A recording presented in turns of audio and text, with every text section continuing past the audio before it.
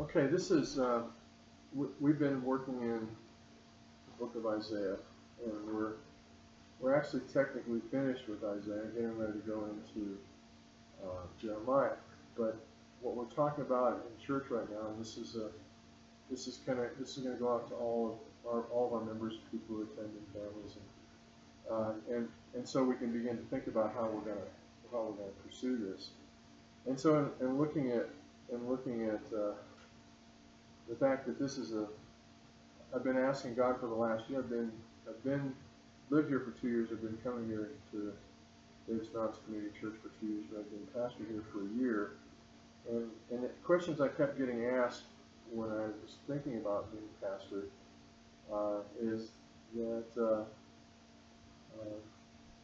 how are we going to build this church? What are we going to do? And I couldn't see past just understanding this responsibility. Every time you work with a congregation is always a little bit different. You don't know. With the shelter, the face of the congregation was always changing. So I had people from different backgrounds. I had to learn a little bit about those backgrounds. So taking the time over the course of the last year, I've gotten a chance to know the people. So this is at least a little bit. So I'm going to read this little piece from Isaiah chapter 6. I'm going to pray, I'm going to read that, and I'm going to go over kind of the ministry vision. And then we'll put that out on Facebook Messenger, and we'll put it out on our Facebook page, and talk about some of the things that we're doing. Father, thank you for being with us today. Thank you for great grace and mercy in our lives. Thank you, Father, for giving us the courage to pursue those things that you have for us. To not be looking down at our feet as we try to walk on the rail of the railroad track, but to keep our vision focused down the track and walk toward the point that's out there. Help us, Lord, to know what you would have us to do as individuals and as a congregation to benefit our church, our community, our neighbors, and all of the assignments that you give us to do, to go into all the world to make disciples. Help us to know how to do that, and help us to do it. Help us to understand that we only are able to accomplish these things as you empower us by your Spirit. Lord, we ask your blessing on this time in Jesus' name. So, and this is in the year, chapter 6, in the year King Uzziah died, I saw the Lord sitting on a throne, high and lifted up, and the train of his robe filled the temple. This starts with a vision, and then what happens is it turns into a calling. When we get a vision for God, God calls every one of us. We're not, we talked a little bit about this Sunday in Ephesians chapter 4. God gave some apostles, prophets, pastors, teachers, evangelists for the equipping of the saints. And sometimes what happens with pastors is that they either become authoritarian models or they become everybody's servant. They fix everything for everybody, and I don't think that's what God intends. I'm supposed to be in the equipping business, and that takes on a lot of things. I've talked about since I've been here several times from the pulpit that I'm not necessarily here to comfort you. I will, and those times come up. Nor are we to be cursed and cajoled and prodded and doing everything. Yeah, I try not to beat the sheep. Okay. It doesn't work too well. Anyway, so in looking at that, we changed our congregational model because most congregational models have drifted toward being managed by a board of directors. So what we've done is we've invited Jesus Christ to come in and run his church. It's his church. And in order to do that, we have to be attentive to the Holy Spirit. Well, up until, for the 4 years that Lloyd was here, Lloyd taught diligently on the love of Jesus Christ. He taught about love. And that's important because it's milk and it's meat, but after a while, you need to understand how you apply that. And so for us to be able to apply God's love means that we have to have a vision. Well, Isaiah had a vision, and then when when uh, when God began to speak to him, uh, he said, "Woe is me." In verse 5, I am undone, because I'm a man of unclean lips, and I dwell in the midst of the people of unclean lips. For my eyes have seen the King, the Lord of hosts. And then God touches him, purges his sin, and draws him. And in verse 8 it says, I heard the voice of the Lord saying, Whom shall I send? And who will go for me? And he said, and then I said, Here am I, send me. Well, that happens with all of us, if we're willing. There's another, I'm going to just quote this real quick, but it's back in the book of Acts when Saul of Tarsus, who becomes the Apostle Paul, because of this encounter, has this meeting with Jesus in chapter 9 of the book of Acts. It's starting in the third verse. As he journeyed, came near to Damascus, suddenly a light shone around him from heaven, and he fell to the ground and heard a voice saying to him, Saul, Saul, why are you persecuting me? And he said, Who are you, Lord? Then the Lord said, I am Jesus, whom you are persecuting. It is hard for you to kick against the goads. So he, trembling and astonished, said, Lord, what do you want me to do? When we get to the situation where we recognize who it is we're talking to, that our response to that recognition should be, Lord, what do you want us to do? What do you want me to do?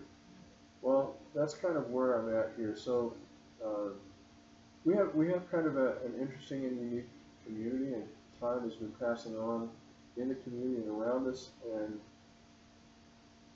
we're not supposed to, I think, just sit and wait until the whole world comes to us. The Word says go into all the world. So right now we have different ways of going into the world, and we have people here in the community who can't, because of medical or family medical reasons, come to church. I talked to one lady whose husband, our restrooms are just too far away for him to be able to come here. They'd like to come, but it becomes problematic. So, and then there are people who have chosen a lifestyle that seems and is contrary to the Christian walk, but they need the love of Jesus Christ. And there are people who just think that church is church and I can do church at home. Well, if that's going to be the case, then I think we should reach out to some of those people. So we've updated our Facebook page. We're starting to do some more stuff on the Facebook page, and we want to begin to do live recorded services on Sundays and Tuesdays, so people can actually be here with us, even if they can't come. And we can always invite people to come and have dinner with us. I want to just say this, that of these things that I'm talking about, some of these are going to be church ministries. Some people are going to look at this as an individual and say, you know, even if the church doesn't want to do this, I'm going to want to do this. And that's okay, because part of what I'm supposed to do is inspire. Well, God is supposed to use me to inspire. And so this is not set up where we have Robert's Rules of Order like at the POA meeting. We're taking our thoughts and our ideas. The next step will be for these ideas to go to Jackie and to Jerry and to me and us to pray over them, and then give them over to the deacons and say we have money, we don't have money, and then take them to the congregation.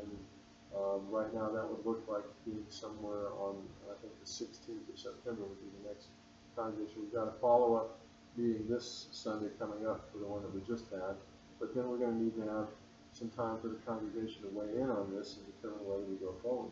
So this is not a matter of, we're going to call for a vote, and if the vote's not unanimous, then it's time for us to continue to pray until the Lord makes a provision for us to go forward. What are we going to vote on? We're going to vote on, do we want to do some of these things? For instance, the social media outreach and online participation. We're going to give this computer that we have for the church, the one that's sitting back here. We'll use that as the audio-visual computer. We may upgrade the Windows to Windows 10, whatever the newest release is. But we also need to have a better camera and some kind of a directional microphone, because we're not picking up very well, even when we amplify. So we need to talk about that. I'll need to have Rita investigate what's the best technology and how much is that going to cost. Well, there's one other thing that we talked about in looking at this is getting a push pay system linked to our Facebook page, which would allow people to do online donations. So if they're actually watching, I don't want to fish for donations. I don't want to. This is just a thought. If people would like to donate, they see what we're doing. We have a presence online. They can hit a donate button. This would allow them to use credit card, debit card to make a donation. That would be something that we would need to vote on. Now, another thing that it's a ministry thing that I'd like to talk about, which isn't going to cost us anything other than this slightly upgraded technology, and that is make appointments with any of the members who would like to allow us to film their testimony, share something about Jesus. And we can begin to put that up on the church's YouTube channel and put them up on our Facebook page and let people get to know. They may know us as the person that they run into at Higginbottom's or Porter's or whatever, but they'll get to hear our testimony of Christ. So filming these testimonies, one of the other things that I've talked about for a few months now is doing a Tai Chi class. Now I could do that live here, but I could also do that with video. We could put that on our live YouTube, live Facebook, and get that out to the community. So it gives us an opportunity to do more and reach more people. One of the things that came up in conversation was expanding the feeding ministry on Sundays. So that, and this is kind of what we're thinking, if every family knows another individual or family that would like to have a meal, they could take a meal to that person every week, just as a matter of doing community outreach in that way. So not really stretching us a whole lot and not really adding a whole lot to everybody's plate. Now, here's the thing that came to me as I was thinking about this. The boundaries and limits of our ability to express our love as believers is determined by how much are we willing to serve. And that can't be coerced out of someone. That has to be something that's voluntarily given. If someone gets it, they understand, and they need to move forward, we become a framework for them to be able to do that, either directly with the church as a ministry of the church, or some of us, like I said, as individuals are going to find something that we just want to do out of this. We want to take responsibility for it and give the church an opportunity to come alongside of us. So the voting types of things that we do are going to be, should we do this as a congregation or not? Should we do it as a congregation? If everybody says yes, then we should do it as a congregation. If not, then it may be a situation where we take it up individually. I don't expect everybody to say, well, I'll teach the Tai Chi class. I've been doing it for about a year. So, you know, it'll be an individual ministry, but it'll be something that represents the church from here. One of the other things that is a voting type thing is Tracy has found a course that it's a 7-week course that has to do with rooting out lying in a person's life, getting rid of the lying, and having integrity and being who you say you are. And that has a price to it, and there's $270 for the manual and the DVDs, $12 for the workbook, for each workbook. So that's something that needs to be discussed. Another is we got the schedule for Tuesday school for this year, and do we want to participate in that or not? If so, how much? I kind of like the idea of doing Tuesday school because it connects us to the larger community, and I think we need to be connected. We're not just here to minister to the people on this side of the calendar hut, and so that's one thing. I think I'm going to continue to do the work with homeless and refugees because I know God's calling me to that. We've got half a dozen homeless coalitions that I'm in communication with, 5 homeless coalitions I'm in communication with, that know the value of a Christ-centered long-term shelter, transitional shelter. So I want to be able to help work with them to get to that point. Right now that doesn't take up a lot of my time, but it is something that has my heart. And the other is I want to continue to work with the refugees, because I'm watching people get saved, and I'm seeing the effect of encouragement, and people who send me a Facebook Messenger, my brother's wife is sick, or this person is, they need encouragement. They can't openly go to most churches there because that's where they would get arrested. So it gives us an opportunity to do that. And this is why I think all of that's important.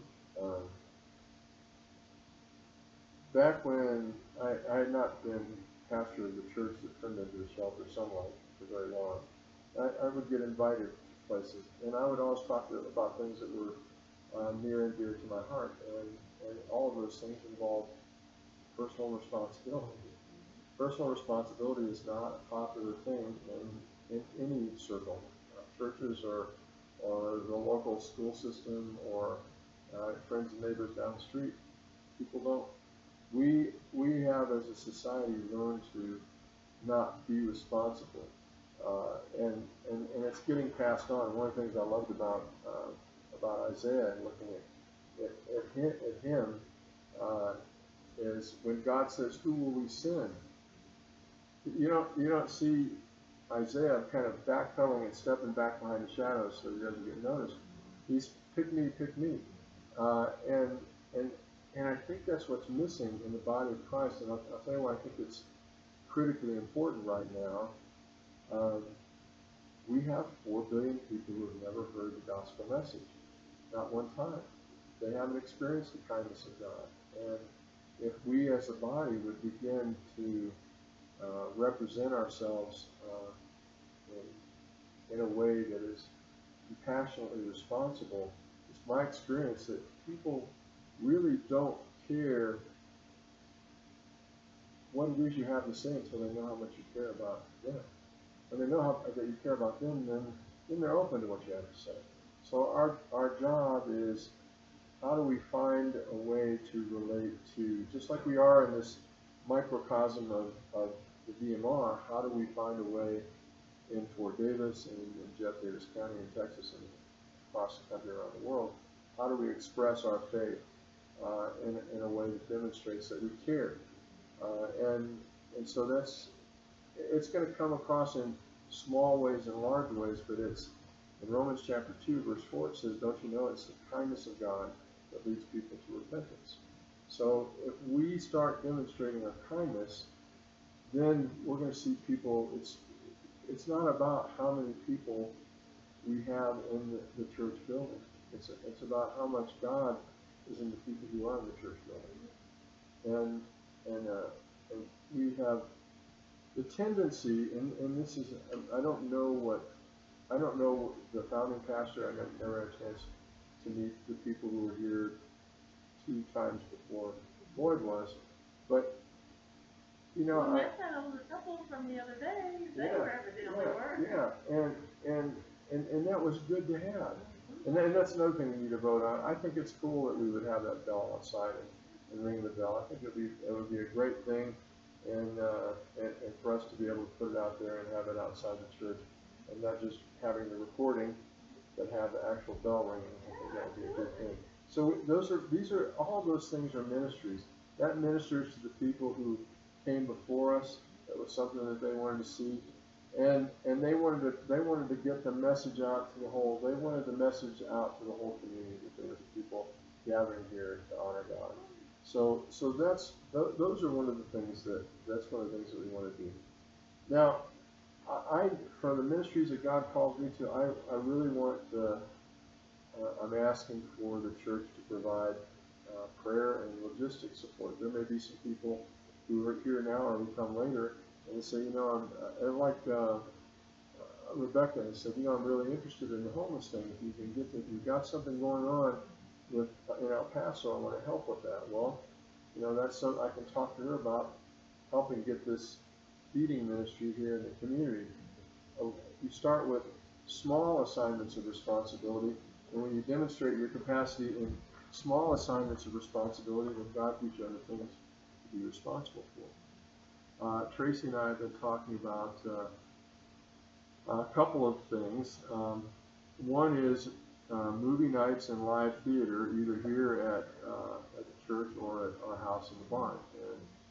And I've done enough theater in high school and college and community theater.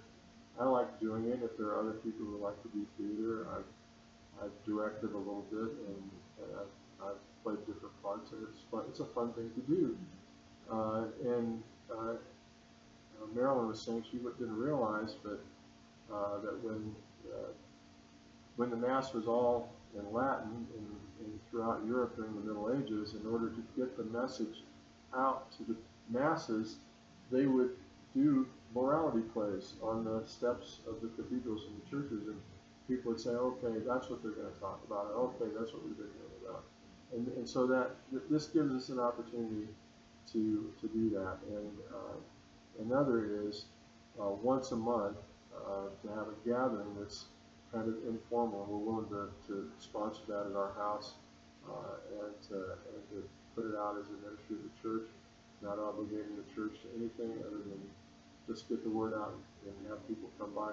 Because so many people came to Lorena's birthday party that will never, I won't say never, but are likely not going to walk into the doors here. And that's okay until they're not going to come until they get to know us. And if we have that once a month, or as we're able to do it, we're going to have one this Friday. Tracy has decided we need a Labor Day celebration, so we're going to have a dart tournament and horseshoes and ring toss and some other stuff. But it's a great way to be able to do that. One of the other things that I've seen is if we had the capacity to, and I've got the paperwork to begin filing for a grant. I've already sent it to one group, and I'm getting we're waiting, and we'll get to you. But likely they're focused more in Southeast Texas, so getting them over there might not be such a probable thing. But there are plenty of groups that are willing to consider grants for community liaison ministry.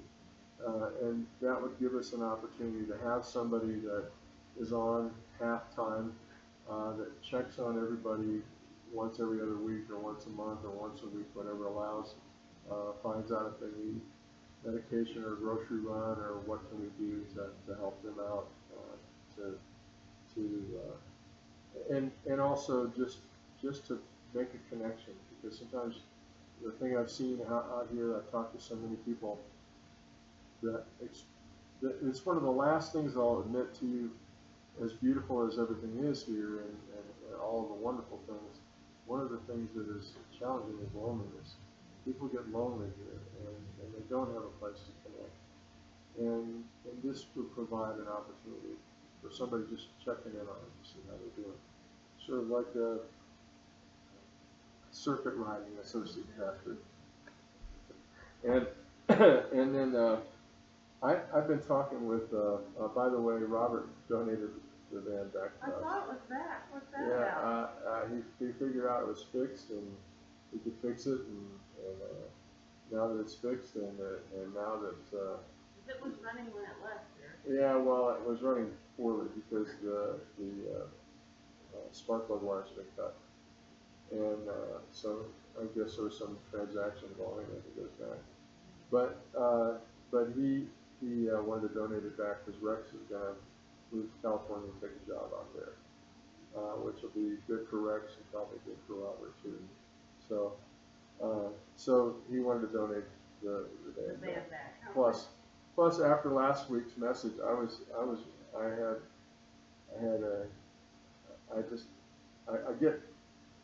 get tired of watching people take a hammer, hit themselves on the toe, yell because they hit themselves on the toe, take the hammer and then hit themselves on the toe again, and you realize that, you know, if you would just put the hammer down and stop hitting yourself on the toe, that you wouldn't have to scream in pain every few minutes. And one of the things that's happened here has been, and this is kind of a pandemic I've seen across the DMR, and it's gossip and backstabbing and tailbearing. And so a couple of examples of that happened in the last week, and just watching last couple of weeks and just watching it happen and watching it circulate, you want people to understand. Listen, if you would just stop doing that, the relationships around here would be a whole lot sweeter. If you were thinking about good and powerful and positive and righteous and loving things instead of, did you know that so-and-so did this to such and such? And this gets really old. I just feel like we have an opportunity to make a difference. Anyway, I was talking to Andrew, and there are dozens of abandoned, not running cars in DMR. So we talked about a concept called old wheels, new deals, and this is another thing we can get a grant for. People who are in rural areas where there are no mechanic services, you can get grants for that. You can set up, find a property where it's kind of out of the way and not, well, almost everything's out of the way around here, but reasonably accessible, relatively flat, put up a large barn and start bringing these cars one or two at a time, fix them up, turn around and selling them. We could actually support some of the ministry work that we're doing. And this may be a kind of a partnership between a business and a church. I don't know what that looks like yet, but that's just the rough idea. And then the other one, which is the biggest one, and this could be a matter of 2, 3, 4 years, or maybe it'll never happen at all.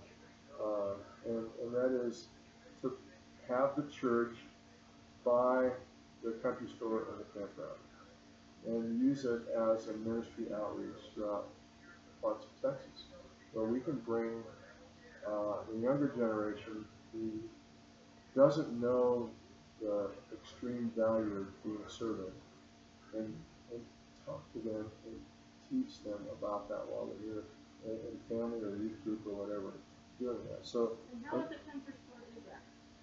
Well, here's a couple things. The country store becomes a non-threatening, non-church place where we can get the gospel out.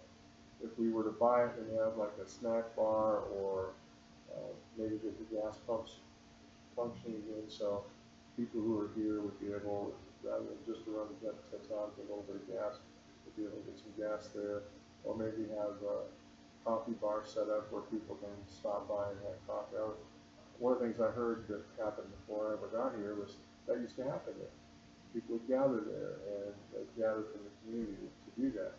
And I think that it would give us an additional opportunity to minister to the local community and to minister to the surrounding area and Texas through the body of Christ. So the idea in looking at this is how do we, and I'm not saying that we're going to do every one of these things and we're going to do them just like dominoes one after the other, or that we're going to do any of them, but it seems to me that if we're going to grow, and that was the question that was asked of me back before I even decided to answer the call to do this, we need to have a vision for what that looks like. And if all it looks like is being a caretaker, then I saw a quote from Dietrich Bonhoeffer, and I wish I could remember it exactly. I actually saved the picture of it. It says the focus of, and I'm gonna butcher it. It's the focus of Christians should be. I'm gonna pull it up on my computer. Actually, I've got the other computer sitting over here. So. We spend so much time, and I mentioned this in the message last week. I'm very grateful for the Pharisees. The Pharisees get a lot of bad rap, but I'm grateful for them, and here's why I'm grateful for them. I think that there was a core group of them that said, you know, if we just follow the rules really, really, really good, God's going to be so happy with us. There's nothing wrong with that part. But when they got to the part, and we're going to make sure everybody else follows those rules exactly like us, that's where they stepped over the line. But at the same time, it's for freedom that Christ set us free. But what are we set free for? What are we set free to do? So I was looking up an old quote that I've used for Dietrich Bonhoeffer's. In fact, I actually still have I have it as sort of the photograph on a couple of on my own personal Facebook. I've had it there for years. And let's see, there it is. This is, I think, the one that I already have. And it's, silence in the face of evil is itself evil. God will not hold us guiltless. Not to speak is to speak. Not to act is to act. And that is such an unpopular teaching. But it's nonetheless extremely true. And then I saw this one. Being a Christian is less about cautiously avoiding sin than about courageously and actively doing God's will.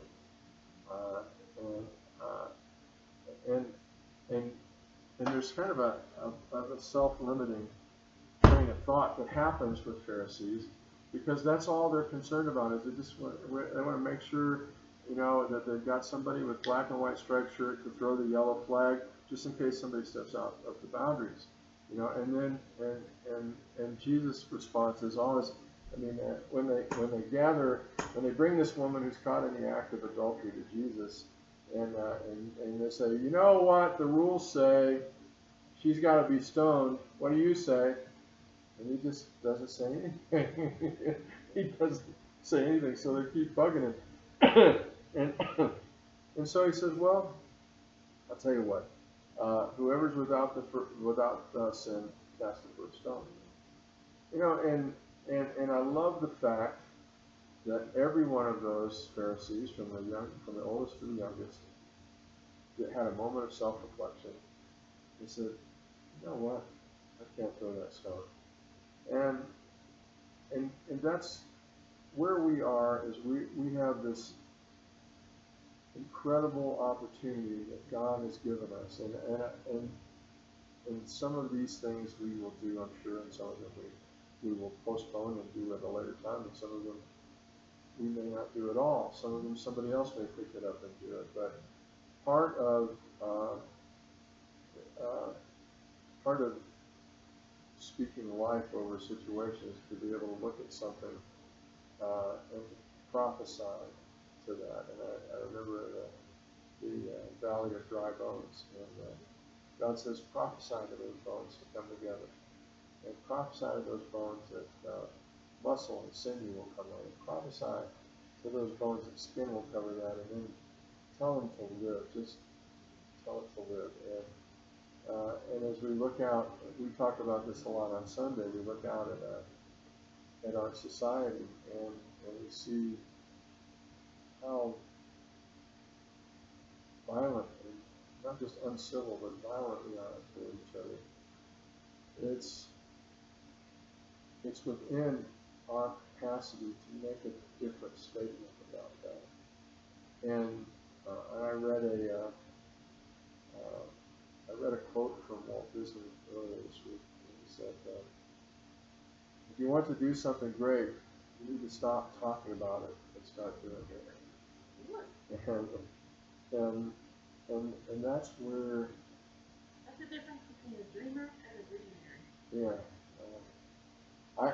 If all I had were ideas, I would be so frustrated, because I get up in the morning and I've already got ideas from the day before, and I'm saying, Lord, direct my steps, because I'm not sure exactly what I'm supposed to do today. And what I see is I watch him.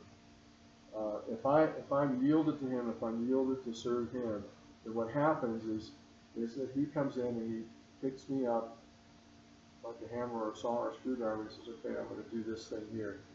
And I have to just stay yielded to him. And then when it bears fruit, I have to say, Lord, you get all the glory for this. And for us to look at something that, you look at all of the things historically in the Bible that people have done, they were pretty much not qualified. And of numbers, like for instance with Gideon, God told him to go attack 600,000 people with 300 people, and he just did it. He just did what God said to do, and Moses leads the children of Israel out of Egypt and into the promised land, and he gets up to the edge of the water, and God says, quit talking, and he's just telling people to start going across. I got this. You take care of this. I'll take care of Pharaoh and his people. And Peter, coarse, rough around the edges, fisherman. We got some coarse, rough around the edges people around here. And I have resembled that remark in my life. So, and we have people who are shy and retiring that God wants to pull out a little bit, and we have people who are boastful and arrogant, and God wants to say, humble yourself under me and let me use you. And if we don't have a vision for people to plug into, and I'm not talking about programs. Churches have become, many churches have become marketing groups. And they got a program for this age, and a program for that age, and a program for guys and girls, and a program for singles and married, and they've got a daycare center, and okay, that's great. But when you look at some of the things like this statement in Isaiah, which is one of my favorites, that originally motivated me to actually do something about homeless people instead of asking why didn't somebody do something about this. God took me to this. Is not this fast I have chosen, Isaiah 58:6 through 12, to loose the bonds of wickedness, to undo the heavy burdens, to let the oppressed go free, and that you break every yoke? Is it not to share your bread with the hungry, that you bring to your house the poor who are cast out, when you see the naked, that you cover him, and not hide yourself in your own flesh? Then your light shall break forth like the morning, your healing shall spring forth speedily, and your righteousness shall go before you. The glory of the Lord shall be your rear guard, and you shall call, and the Lord will answer. You will cry, and he will say, here I am. If you take away the yoke from your midst, the pointing of the finger, speaking wickedness, if you extend your soul to the hungry, and satisfy the afflicted soul, then your light shall dawn in the darkness, and your darkness shall be as the noonday. The Lord will guide you continually, and satisfy your soul in drought, and strengthen your bones. You shall be like a watered garden, like a spring of water whose waters do not fail. Those from among you shall build the old waste places. You shall raise up the foundations of many generations. You shall be called the repairer of the breach, and the restorer of streets to dwell in. So here it is, same Isaiah that felt unworthy, and then God said, well, who's going to go for me? And Isaiah said, send me. Okay, he's giving us a clear line of attack. And in Micah 6:6-8, which we quoted just a few weeks ago, what does the Lord require of you but to do justly, love mercy, and walk humbly with your God? In the book of James, show me your faith without your works, I'll show you my faith by my works. So, I don't want us to become that works-oriented group of Pharisees that says you're not doing it this way. And I think it's probably why I didn't get invited back a lot when I was younger, because I was pretty much insinuating that they were a bunch of heathens if they weren't taking care of the hungry and the homeless and the poor. And in some cases they may have been, but in some cases there was a need for a wake-up call. But we, as the church at large, have become comfortable in programs and being socially acceptable and having numbers. I used to go into some churches, and you still find it in some. You see a little tap table, and it'll say how many people showed up last week, and how much the offering was, and how much for missions. Okay, God doesn't need all those numbers. He just needs one willing heart, just like Isaiah. When he said to Isaiah, he's going to go. He's going to proclaim this. Isaiah said, okay, you prepared me, you cleaned my mouth up, send me And what I'm hoping here is, I saw some people and I dearly love each one of these people, but I saw them engage in now almost 2 weeks of perpetuating a position on some gossip that they heard. And they're using this gossip in the same way that the Pharisees were using the accusation against the woman who was caught in adultery. I want to prove what a miserable lowlife the other person is. There's no consideration there for, well, where's all of the message of love your neighbor as yourself and love one another as I love you that Lloyd taught for 4 years? Where's that? Where's the do justly, love mercy, and walk humbly with your God? Where's that in that? How much time have you wasted in trying to prove you're right rather than allowing God to demonstrate the righteousness that He's already given to you? And that's where I think if we get there as a congregation, then this is going to be a short list. And there are going to be people, I'll tell you another part of the vision that I got. I've seen some men and women, ministers of the gospel, who are within an hour and a half driving from where we are. They're sincere, they love God, they have little congregations. They're talking about, what if we all become a mega church? What if we link arms? What if we decide? What if we go out and we link visions? And what if we have a vision that you need? And what if you have a vision that we need? This is really kind of a lot like the churches that were in Asia Minor and Jerusalem and Greece and Italy. We are those churches. And we have that same opportunity to make a massive difference in a world that is so desperate and hungry. I listened to my sister read a piece about that my son had written on Facebook about the massive debt of white privilege, and my response to my son would be, well, I don't think we owned any slaves. In fact, I don't think there were any.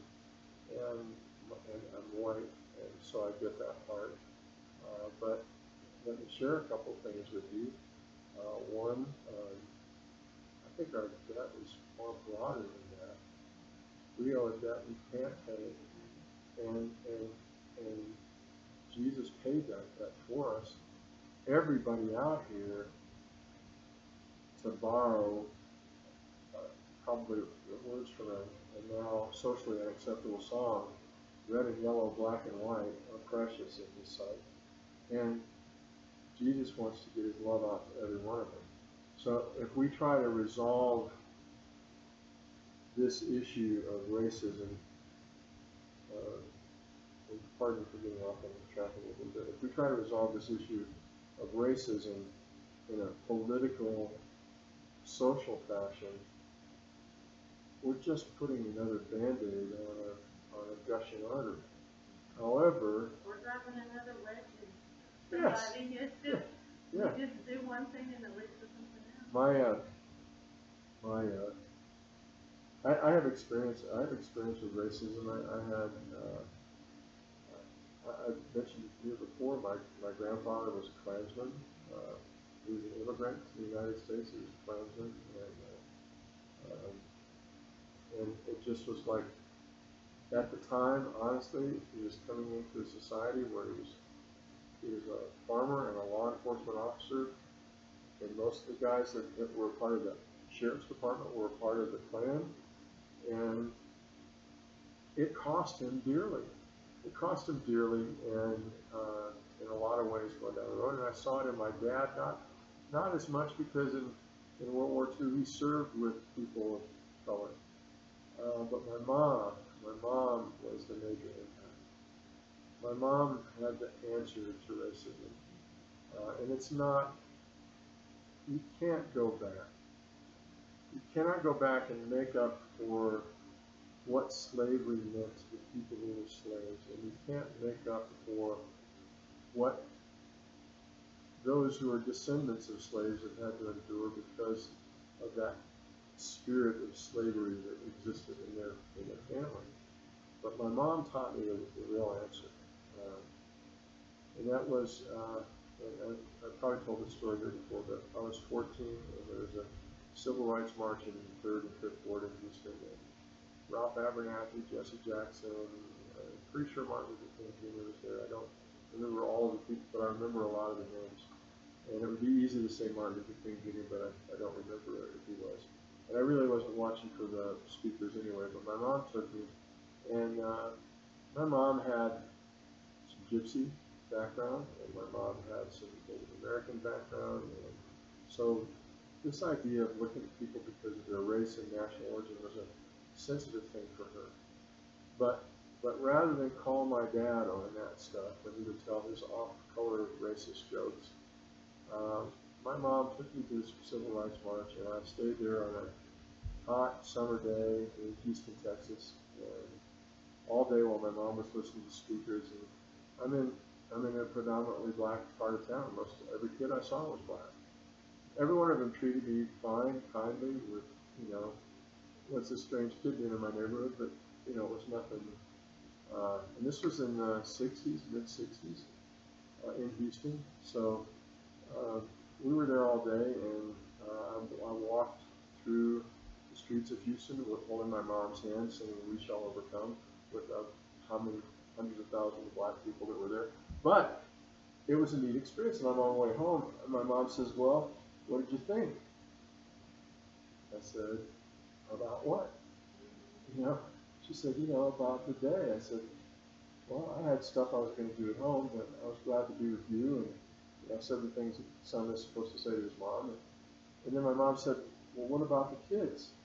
And I'm getting frustrated. I said, "Well, Mom, they're kids. Like me, they're kids." She said, "Okay." That was it. And then a couple of years later, we revisited that conversation. She said, "You understand now what that was about, don't you?" I said, "Yeah." I said, we're all human beings. We all have problems. We all have strengths. We all have sin. And we all need Jesus. She said, "That's it. That's absolutely it." And the thing is, I think the best way for us out of this race morass is to leave race behind and press into Jesus and get Jesus, every one of God's little children, red and yellow, black and white, and let him do that deal, because that's the real answer. So anyway, reaching out to the community and undertaking some of these, our process now will be to have the elders just kind of review this, give our thoughts, so that we can share that with the congregation on the 16th of September. And then, which, by the way, I will be away. okay, you'll be away, so you have a chance to give your thoughts in advance. Okay, And then the deacons will say, "We got this money," or "We don't have this money," or "We'll need to talk about this for a few months."